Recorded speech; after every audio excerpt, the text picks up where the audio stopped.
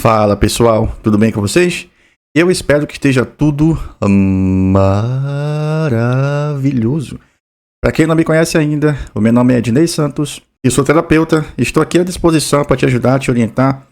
Você que teve contato com pessoas narcisistas, borderline, tem problema no seu casamento aí, não consegue ver seus filhos, tá cheio de problema aí emocionais, chama aqui o Ednei. Aproveita aí, terapia em promoção, descrição do vídeo, é só você me chamar. Bom, eu vou reagir um vídeo com vocês aqui. Eu peço que vocês comentem com educação, que vocês também possam trazer a sua opinião, é bem-vinda, sem xingar, sem atacar. E conte se você já passou por algo parecido ou conhece alguém que passou. Certo? Bora pro react. No final de 2023, eu passei 58 dias na prisão, após ser falsamente acusado de um crime que eu nunca cometi. Eu fui preso sem ser ouvido, sem nenhuma prova, sem sequer prestar minhas declarações, apenas com a palavra de 3 amigos. Eu tive a minha vida exposta, tive a minha reputação destruída, e mesmo depois de provar a minha inocência e ser absolvido, ninguém se preocupou em ouvir o meu lado da história. Por isso, hoje eu resolvi falar sobre o que aconteceu, mostrar algumas provas que me inocentaram e compartilhar o que eu aprendi durante esse processo. Eu fui imoral? Com certeza. Eu fui hipócrita ao viver algo que eu pregava contra? Sim, eu fui. Mas eu nunca fui um criminoso. Apenas cometi erros e falhas ao quebrar princípios importantes para um cristão.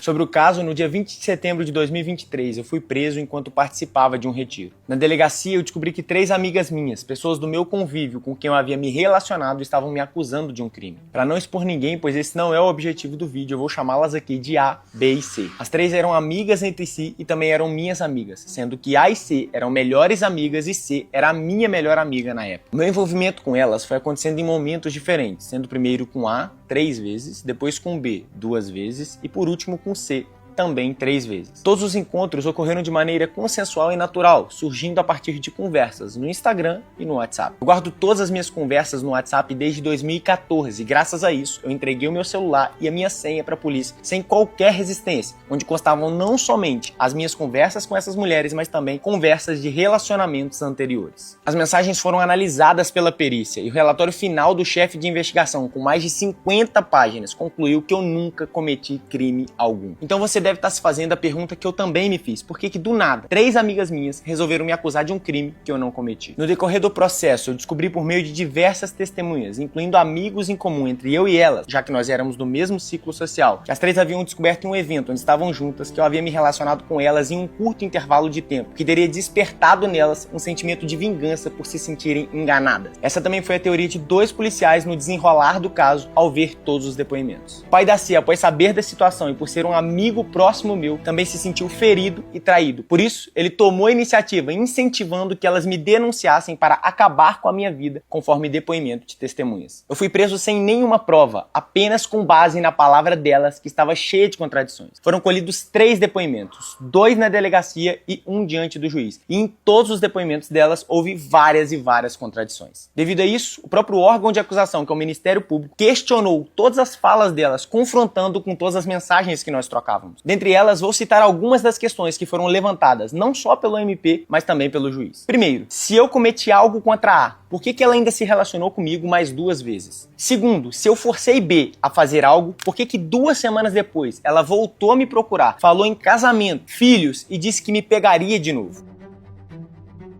Terceiro, se eu tivesse abusado de C, como isso seria possível com a minha irmã sentada ao lado no sofá? E por que ela permaneceria depois disso indo até a minha casa, fazendo janta para minha família e me convidando e me levando para passear com a família dela?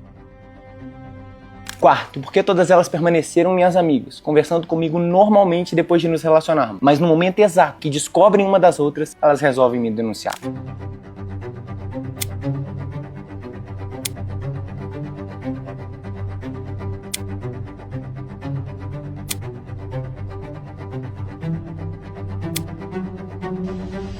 Ocorreram mais inúmeros questionamentos, tanto sobre o comportamento das mulheres, como também sobre a investigação conduzida pela delegada, onde o juiz entendeu que a investigação foi tão falha que não deveria nem ter gerado o processo, pois a acusação não tinha lógica nenhuma. No final, após já ter causado todos os danos possíveis à minha imagem, o próprio órgão de acusação, o Ministério Público, pediu a minha absolvição e o juiz me absolveu. Fizeram fakes falando que eu era um monstro, que eu havia violado diversas mulheres, que eu havia cometido crimes absurdos, mas até hoje ninguém se preocupou em postar a verdade. pegaram um áudio extraído de uma conversa de cunho sexual, tiraram do contexto a fim de distorcer toda a verdade. Detalhe, o segredo de justiça foi quebrado desde o princípio. A mídia teve acesso a tudo. Ou seja, se tivesse algo que me incriminasse, por que não divulgaram? Depois que eu fui absolvido, por que ninguém divulgou os argumentos e provas que o juiz usou na sentença para me absolver e mostrar que eu fui estatisticamente mais um caso de falsa acusação no Brasil? Sobre um vídeo que gravei onde o tribunal da internet julgou se a confissão de um crime nunca foi. Foi uma confissão de pecado. Nós cristãos acreditamos que ter relação sexual fora do casamento é pecado. Que defraudar emocionalmente é pecado. Eu reconheci isso, mas distorceram tudo e tentaram usar contra mim. Agora eu quero falar sobre o que tudo isso me ensinou, que é mais importante do que me defender. Eu quero mostrar como essa experiência me transformou. Eu vivia de forma incoerente com aquilo que eu acreditava.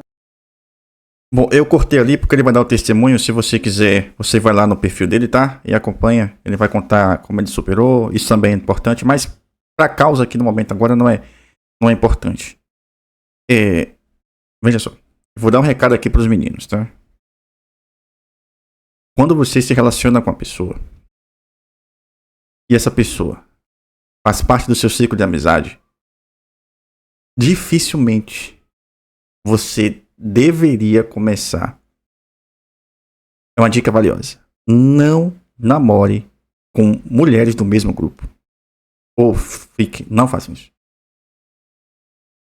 A falsa acusação aí surgiu por vingança, ressentimento. E é o que acontece, né? Falsa acusação vem por vingança. Veja só. As pessoas estavam ali, todo mundo estava ali, todo mundo se pegava. A verdade é isso. Todo mundo se pegava ali. Mas quando elas descobriram que as três ficaram com o rapaz que elas queriam, o que é que vem? O puro suco da vingança. E vou contar pra vocês aqui uma coisa. Quando eu comecei a fazer um dos meus cursos, acho que foi aquele do certificado ali, se eu não me engano, do primeiro lá. Eu comecei a fazer, ela é uma professora, né? E ela falou assim: quem de vocês aí é casado? Aí quem era casado levantou a mão. Aí ela perguntou assim: qual de vocês conhece a esposa de vocês? Aí levantaram a mão. Aí ela falou assim: nenhum de vocês conhece a esposa de vocês. Vocês só vão conhecer com quem vocês estão casados. Na frente de um policial ou na frente de um advogado. Percebe? O que ela quis dizer? Via de regra, cara. Quando uma mulher, não são todas, mas com esse incentivo do ódio ao homem, o homem é mau, o homem é um desgraçado, cada vez mais as mulheres estão perdendo a sensibilidade pelo masculino. E como que é ensinado para a mulher que ela é sempre vítima, então junta tudo isso e surge o poder da vingança. Como eu vou acabar com a vida desse cara? E foi o que aconteceu com esse garoto aí. Todas elas queriam namorar com ele. Ele não ficou com nenhuma. Logo, se juntaram e tentaram destruir mais uma pessoa. Pouco importa se foi verdade, se não foi. Elas falaram, foi. Cara, tá difícil hoje se relacionar, tá difícil ter até amizades. E eu vou dar pra vocês outro conselho. Não se envolvam com mulheres estranhas de aplicativo. Não façam isso, cara. E cuidado pra que quando você, cara, estiver namorando, ficar flertando, Não, cara, isso não vai acabar bem. Socialmente hoje, cara, você é um vilão. Você não vale nada. Então se a sua esposa até te matar, ela fez isso por uma boa causa. Entenda isso. Esse rapaz conseguiu escapar porque tinha provas, mas ficou preso por mais de 50 dias. É tenso, mas é verdadeiro. O que você pensa sobre o caso? Comente aí. O que é que você achou? Já passou por isso? Conhece alguém que passou? E se tá passando, procure ajuda terapêutica, tá? É duro sair disso daí. Estou à sua disposição. Descrição do vídeo, meu contato. É só me chamar. Valeu.